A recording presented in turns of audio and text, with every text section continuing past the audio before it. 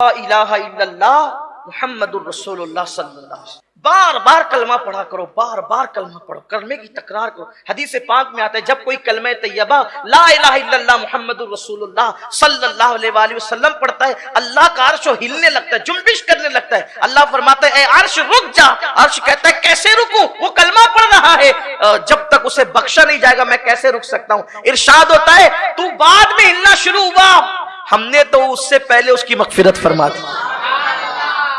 کلمہ بار بار پڑھو، اور ہو سکے تو روزانہ 100 مرتبہ پڑھنے کی عادت ڈالو، اور اس طرح پڑھو لا الہ الا اللہ محمد الرسول اللہ صلی اللہ علیہ وآلہ وسلم. کلمہ بھی ہو جائے گا، درود شریف بھی ہو جائے گا. عادت ڈالو کلمے کی. صحابہ کرام ایک دوسرے کو کہتے تھے کہ چلو اپنے ایمان کی تجدید کریں گے، ایمان کی پالش کریں گے، ایمان کو نیا کریں گے، اس کی پالش کریں گے. کیسے کریں گے؟ بیٹھ کر کے لا الہ الا اللہ پڑھنے لگتے تھے کہ اس سے ایمان تازہ ہوتا ہے. میرے آقا علیہ السلام نے فرمایا جیسے کپڑا میلا ہو جاتا ہے، پرانا ہو جاتا ہے، ویسے تمہارا دل بھی میلا ہو جاتا ہے. تو صحابہ نے پوچھا جب کپڑے میلے ہوتے ہیں تو دھلنے کا طریقہ ہے، دل میلا ہو تو کیسے دھلیں؟ آقا نے فرمایا اللہ کا ذکر کرو، اس سے دل کے زنگ کو دھل دیا جاتا ہے. اس رات سے ہمیں بھی سامنا کرنا ہے. ہائے مسلمان جس نے اپنی زندگی کے لمحے لمحے کو گناہ کے لیے وقف کر دیا، غیبت، چغلی، شراب و کباب، جوؤں کے اڈے، خدا جانے کیا کیا گناہ ہماری زندگی میں ہے. میری قوم کے جوانوں، قبر کی پہلی رات کا ذرا تصور کرو جسے میرے آقا علیہ السلام نے بیان کیا ہے.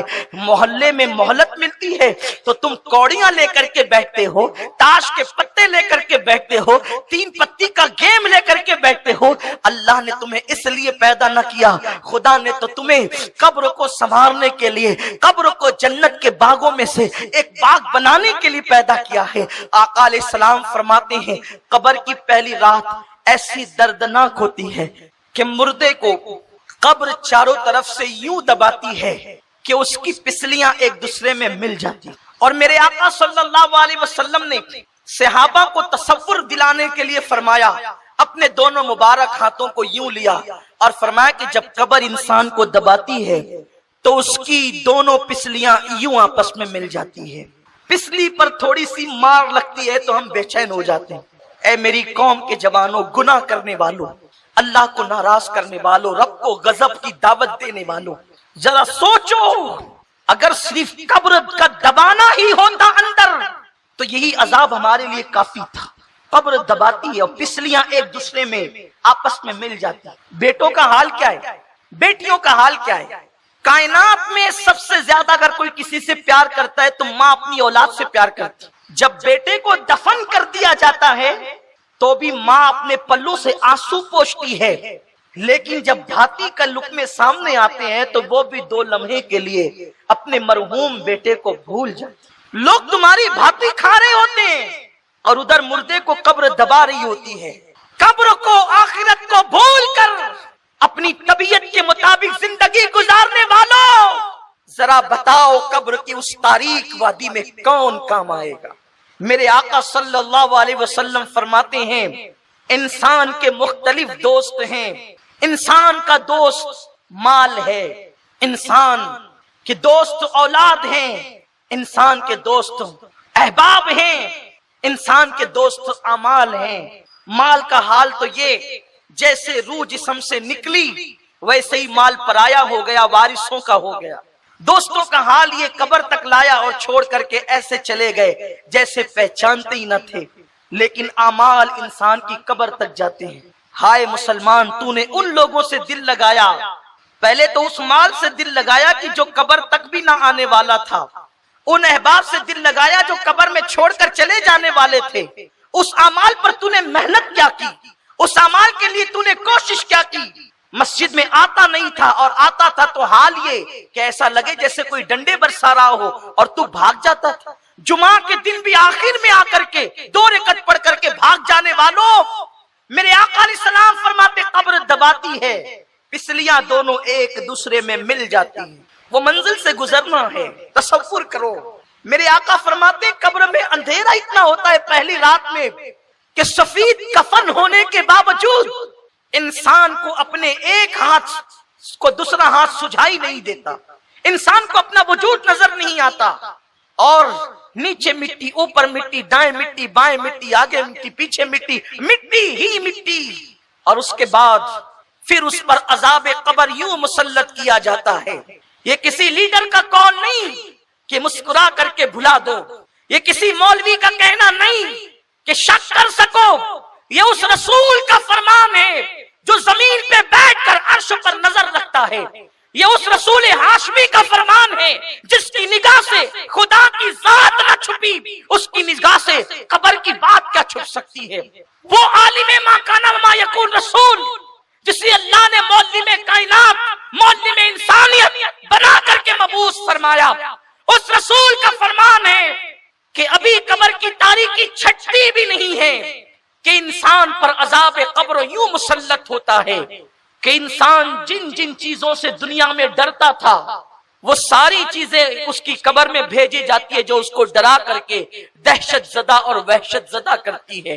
مثال کے طور پر دنیا میں کتے سے ڈرتا تھا تو کتے قبر میں آ کر اس کو ڈراتے ہیں، چپکلی سے ڈرتا تھا تو چپکلیاں ڈراتی ہے، چوہے سے ڈرتا تھا تو چوہوں کو بھیجا جاتا ہے اور وہ اس کو ڈراتے. سوچو گلی کے کونے پر کھڑے ہیں اور کتا آ جائے تو ہم دور بھاگتے ہیں. قبر کے اندر جب اس طریقے سے کتوں کو، چوہوں کو، چپکلیوں کو، سانپوں، بچھوؤں کو جب مسلط کیا جائے گا تو اس 2 گز زمین میں جہاں پر کروٹ بدلنے کے لیے جگہ نہیں ہے وہاں سے کہاں بھاگو گے؟ چیخو گے آواز کہاں تک پہنچے گی؟ چلاؤ گے آواز کہاں تک جائے گی؟ مسلمان تو کتنا نادان ہے، تجھے اللہ نے محمد الرسول اللہ جیسا نبی عطا کیا، تجھے اللہ نے قرآن مقدس جیسی کتاب عطا کی، تجھے اللہ نے اللہ اکبر ہدایت یافتہ بندوں کا دامن عطا کیا اولیاء کرام کا، لیکن تو نے دنیا دنیا دنیا اور دنیا کی موج مستی میں اپنا وقت ایسے گزار دیا کہ تو نے آخرت کی کوئی فکر نہ کی، قبر کی کوئی پرواہ نہ کی. ہاں اگر تجھے وقت ملتا تو تو گناہوں میں ڈوب جاتا. تو نے آخرت کے لیے کیا کیا؟ تو نے قبر کے لیے کیا کیا؟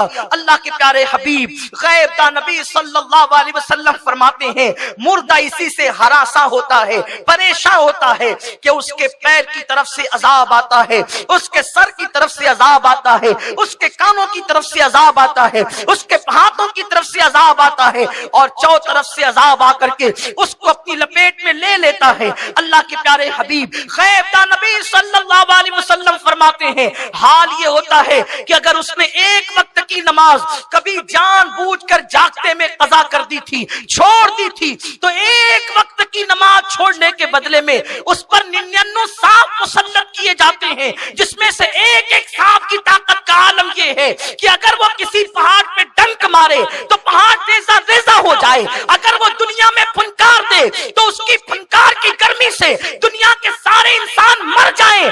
ایسے 99 سانپ اس مردے پہ مسلط کیے جاتے ہیں. اس کے بعد ایک فرشتہ جو آنکھ سے دیکھتا نہیں، جو کان سے سنتا نہیں، جو زبان سے بولتا نہیں، گونگا بہرا اندھا فرشتہ اس پہ مسلط کیا جاتا ہے.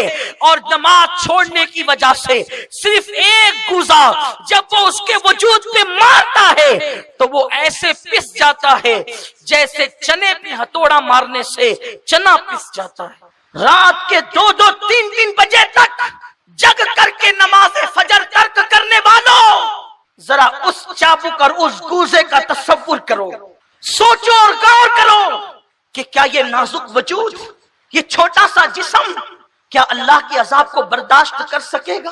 کیا رب تبارک و تعالیٰ کے عذاب کو برداشت کر سکے گا؟ نہیں اور ہرگز نہیں. تو پھر یہ رنگریلیاں کیوں ہے؟ یہ طبیعت کے مطابق زندگی کیوں ہے؟ یہ گھروں پہ لگے ہوئے تمہارے اینٹینے، یہ اینٹینے نہیں، یہ ایریل نہیں، یہ جہنم کے سامان ہے.